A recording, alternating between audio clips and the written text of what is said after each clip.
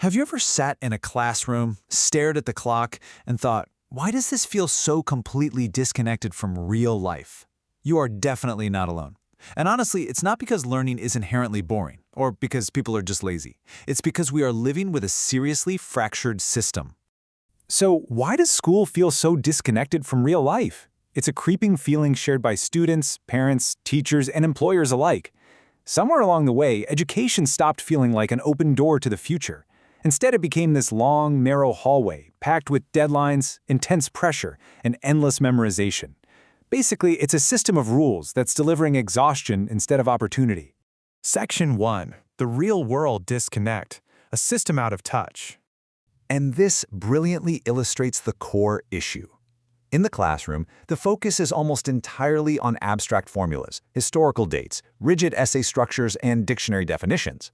But in the reality of adulthood, you need financial intelligence, emotional resilience, effective communication, and self-direction.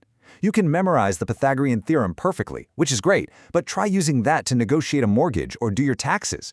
You can literally sit through thousands of hours of class and walk out feeling like the core survival skills for modern life were completely ignored. As the saying goes, we are collecting facts for a test rather than building a mind for a life. Just think about the massive emotional gap that creates. When education becomes too abstract and too rigid, learning stops being this amazing journey of discovery and just becomes a strict, joyless obligation. Section 2. Memorization instead of mastery and the trap of short-term recall. You see, true education actually requires 3 distinct steps.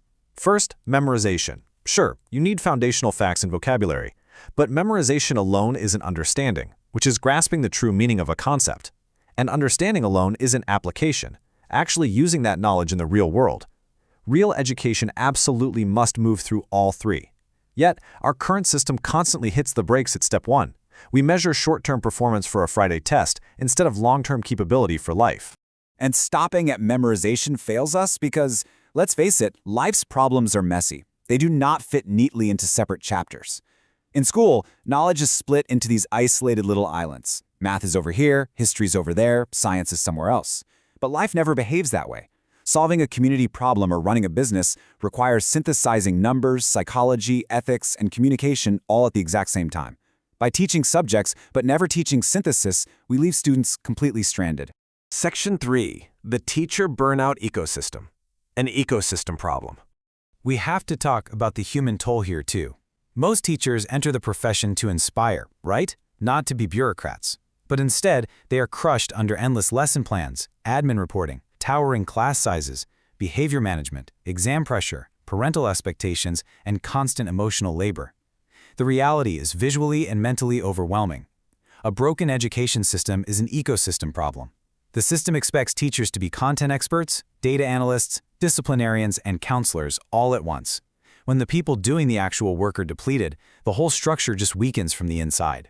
Number 4. The artificial intelligence question, a modern catalyst. If a machine can instantly retrieve facts and summarize complex content in seconds, we really have to ask what school is actually for today. So the crucial point is, education can no longer survive on just storing knowledge. Retrieving facts and memorizing data is exactly what AI does perfectly now. Instead, the focus must shift entirely to shaping minds, teaching judgment, ethics, problem framing, and originality. If we merely deliver information, we are preparing students for a future that honestly no longer exists. Section 5. Pressure, anxiety, and inequality, the toll on students. Compounding all this anxiety is the illusion of the same race, the deeply unfair pretense that everyone is starting from the exact same place. Look, some students have quiet study spaces, private tutoring, and top-tier technology. Others are trying to learn in overcrowded, underfunded environments where even basic safety isn't guaranteed. Yet the system often measures everyone as if they are running on the exact same track. Talent is everywhere. Access is not. That is a sledgehammer of a reality check. The system uses a highly unequal process to sort and label people as smart, average, or behind. True education shouldn't be about sorting and labeling based on uneven starting lines. It absolutely must be about lifting the floor for everyone, ensuring access matches the talent we know is out there. Section 6. From compliance to capability, the path forward. The reality is, many schools are still trapped by industrial-era logic. We're standardizing curriculum, batching students by age, and treating graduates like an assembly line output. But modern reality demands flexibility, collaboration, and digital fluency. The future is not going to reward people simply for following instructions and compliance. It's going to reward those who can learn rapidly, think clearly, and adapt the second the old answers stop working. So we have to ask ourselves, are we preparing students for a museum or a future?